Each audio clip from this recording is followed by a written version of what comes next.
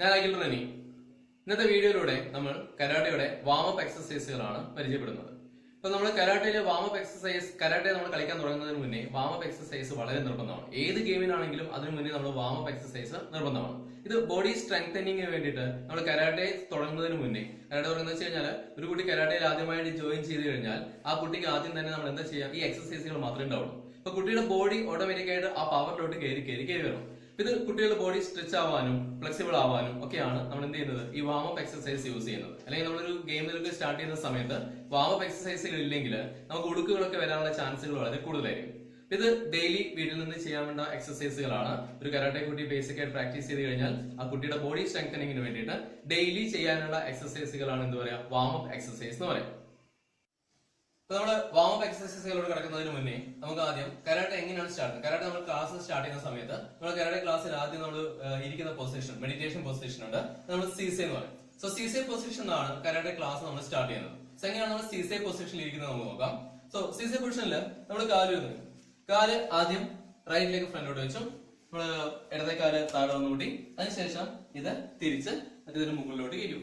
Okay, ഇത് കൈ എവിടെയായിട്ട് വെക്കും, കൈ എവിടെയാണ് നമ്മുടെ കാലിന്റെ നടുവിലായിട്ട് ഇവിടെ കൈ. അപ്പം നേരെ സ്ട്രെയിറ്റ് പൊസിഷൻ.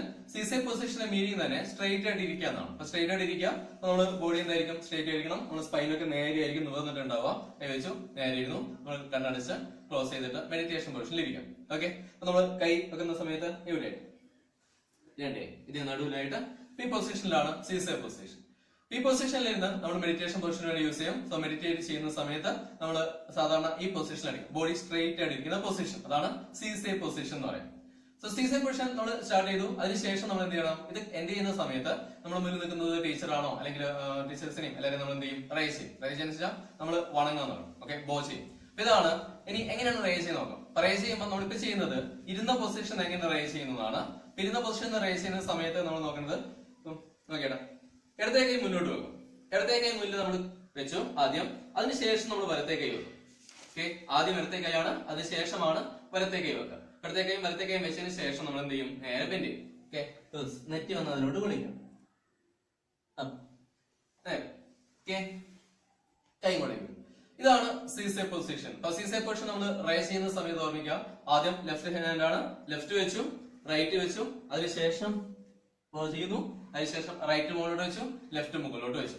ഓക്കെ, നമുക്ക് ബോ ചെയ്യുന്ന സമയത്ത് നമ്മൾ വണങ്ങുന്നത് കുറെ പൊസിഷനിലുണ്ട്. നമ്മൾ എഴുതി നിന്നിട്ട് ചെയ്യും. ഇരിക്കുന്ന പൊസിഷൻ നമ്മൾ ഇങ്ങനെയാണ് നമ്മൾ എന്ത് ചെയ്യുന്നത്, റൈസ് ചെയ്യുന്നത്. ഓക്കെ, ബോ ചെയ്യുന്നത്.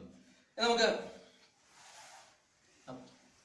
എങ്ങനെയാണ് സ്റ്റാൻഡിംഗ് പൊസിഷൻ, എന്തിനാണ് ഈ റൈസ് ചെയ്യുന്നത്. ഓരോ റൈറ്റിന് പല ടൈപ്പുള്ള റേ ഉണ്ട്. സെൻസായി വരക്കാണ്. സെൻസായി എന്ന് വെച്ചാൽ ടീച്ചർ എന്നാണ് അർത്ഥം. അപ്പൊ സെൻസായി പഠിപ്പിക്കുന്ന ആളാണ് സെൻസായി എന്ന് പറയാം. അപ്പം ഞാൻ പഠിപ്പിക്കുകയാണെങ്കിൽ ഞാനാണ് ഇൻസ്ട്രക്ടർ, അല്ലെങ്കിൽ നമുക്ക് എന്താ പറയുക, ജപ്പാൻ ഭാഷയില് ടീച്ചർ എന്ന് പറയുന്ന പേരാണ് എന്താ പറയാ, സെൻസായി.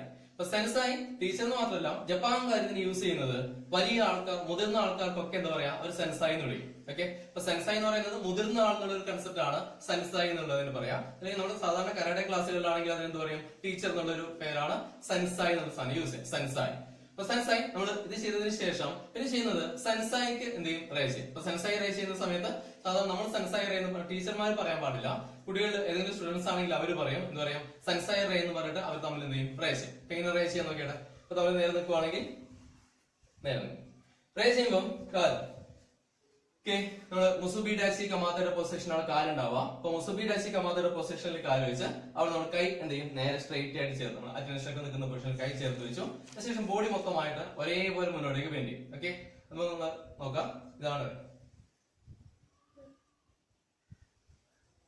മുന്നോട്ടേക്കാണെങ്കിൽ ഇങ്ങനെ ഉണ്ടാവും. കാല് വി ഷേപ്പിൽ വെച്ചു, കാല് വി ഷേപ്പിൽ ഉണ്ടാവും. അതിനുശേഷം നേരെ മുന്നോട്ടേക്ക് ഒരേപോലെ ബോഡി ബെൻഡ് ചെയ്യും.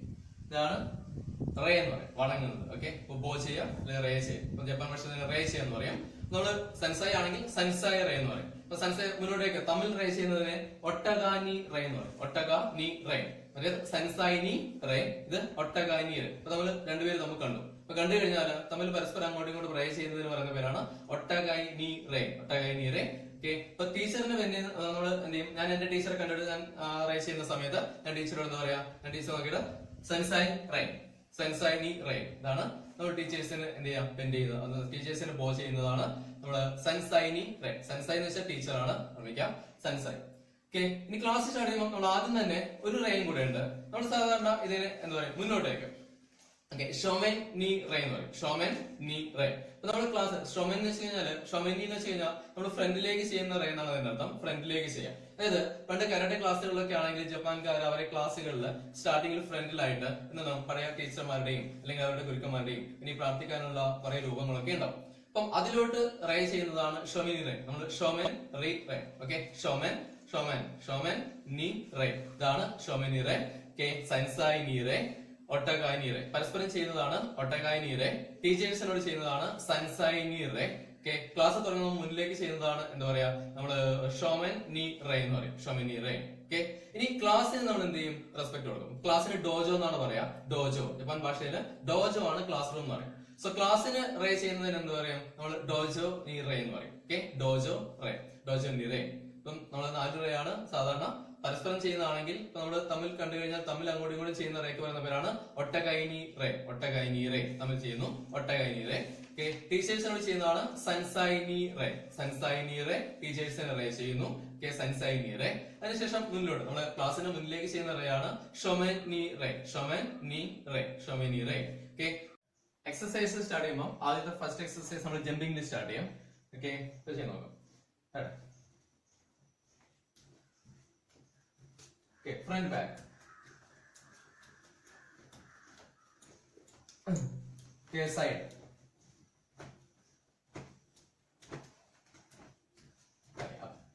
Okay, അടുത്തത് കൈ നമ്മൾ ബാക്ക് ടൈറ്റ് ചെയ്ത് വെക്കുന്നു. കൈ ബാക്കിൽ നല്ല ടൈറ്റ് ആയിട്ട് 2 കൈയും കൂടി ചേർത്ത് പിടിക്കുന്നു. ഇതുപോലെ കൈ ചേർത്ത് പിടിച്ചു, ഷോൾഡർ ടൈറ്റ് ആക്കി വെച്ചു. അതിനുശേഷം കഴുത്ത് മൂവ് ചെയ്യും. കഴുത്ത് മുകളിലോട്ടും താഴെ. അപ്പൊ ഉണ്ടോ ചി നീ സൺ ഷി. ഓക്കെ, ഞാനിവിടെ 4 കൗണ്ട് ചെയ്യുന്നുള്ളൂ. ഇതേ മെത്തേഡ് തന്നെ എന്ത് ചെയ്യാം, സാധാരണ ക്ലാസ് ചെയ്യുന്ന സമയത്ത് ഒരു 10 കൗണ്ട് വരെ ചെയ്യും. ഓക്കെ, ഇനി സൈഡിലോട്ട് ചി നീ സൺ ഷി. ഇത് ചെയ്യുമ്പോൾ ഓർമ്മിക്കാം, ഈ ഭാഗം നല്ല ടൈറ്റ് ആയിട്ട് വരുന്ന തരത്തിൽ മുകളിലേക്കും താഴേക്കും പോകുന്ന സമയത്ത് കഴുത്തിലാണ് സ്ട്രെയിൻ വരുന്നത്. ആ ഭാഗം നല്ല ടൈറ്റ് ആയി വരുന്ന തരത്തിൽ വേണം ഈ കൗണ്ട് ചെയ്യാൻ. Okay, hand rotation. അടുത്തത് ഫ്രണ്ടിലോട്ട് ചി നീ സൺ ഷി. ഓക്കെ, അതുപോലെ തന്നെ റിവേഴ്സ്. നമ്മൾ ഏത് എക്സസൈസ് ചെയ്യുമ്പോഴും അതിന് റിവേഴ്സും കൂടി ചെയ്യണം. ചി നീ സൺ ഷി. ഓക്കെ, അടുത്ത സ്പൈൻ ട്വിസ്റ്റ് എന്ന് പറയും. സ്പൈൻ ട്വിസ്റ്റില് കൈ നേരെ വെച്ച് സ്പൈൻ ട്വിസ്റ്റ്. ഓക്കെ, ഇതിൽ കാല് ഹൈക്കോട്ട് അടിച്ച് വെക്കുക. ഷോൾഡറിന്റെ വിടുത്തല് കാല് ഷോൾഡർ ലെങ്ത്തിൽ വെക്കുന്നു. കാലിന് അടി ഇളകാൻ പാടില്ല. അടി ഇളകാതെ ബോഡി മൊത്തമായിട്ട് നേരെ എന്ത് ചെയ്യുന്നു, ഇതുപോലെ തിരിച്ചു വരും. ഓക്കെ, കൈക്ക് അകത്ത് ഒരു ബോൾ വെച്ചിരിക്കുന്ന പോലെ ഉണ്ടാവും. അതായത് കൈ തമ്മിൽ ഡിസ്റ്റൻസ് മാറാൻ പാടില്ല. അതേപോലെ ഇത് ഹിപ്പിനാണ്, സ്പൈൻ ട്വിസ്റ്റ് ചെയ്യാൻ വേണ്ടിട്ട്. ഓക്കെ, ഇതാണ് ചി നീ സൺ ഷി. ഓക്കെ, നമ്മൾ ഹിപ്പ് റൊട്ടേഷൻ ചെയ്യും. സോ ഹിപ്പ് റൊട്ടേഷൻ, കൈ ഇവിടെ പിടിക്കാം. ഹിപ്പ് റൊട്ടേഷൻ നോക്കാം. ചി ആദ്യം ഒരു ഡയറക്ഷനിലോട്ട്. ഓക്കെ, റിവേഴ്സ് നീ.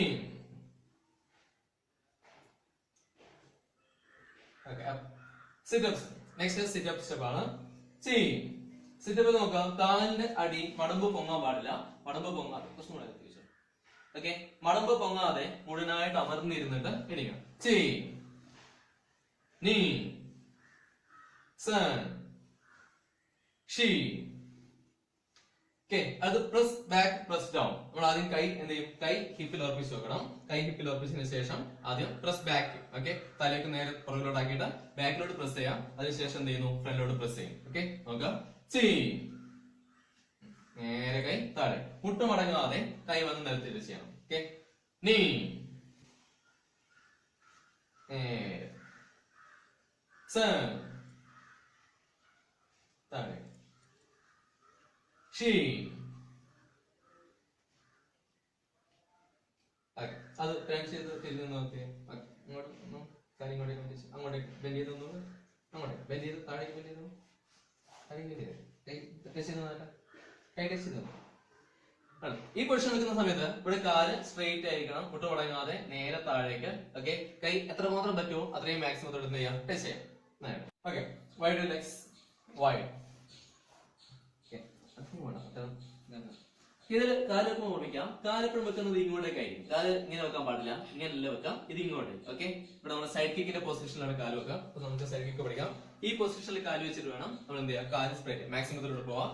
ഓക്കെ, അതിനുശേഷം നോക്കാം. ഇത് ട്രെൻഡ് ബെൻഡിങ്. നമ്മൾ ആദ്യം കൈ തലയുടെ മുകളിൽ വെച്ച് കൈയുടെ തലയുടെ മുകളിൽ വെക്കാം. നേരെ വലിയ ബ്രീത്ത് ഔട്ട് ചെയ്തോണ്ട് താഴേക്ക് മടങ്ങി എപ്പോഴും ഓർമ്മിക്കാം. താഴേക്ക് വലിയ സമയത്ത് ബ്രീത്ത് ഔട്ട് ആണ് എപ്പോഴും ഉണ്ടാവും. ഓക്കെ, അപ്പൊ താഴേക്ക് വലിയ നീ സൺ ഷീ. ഓക്കെ, അടുത്തത് നീ ടച്ച് എന്ന് പറയും. നീ ടച്ച്.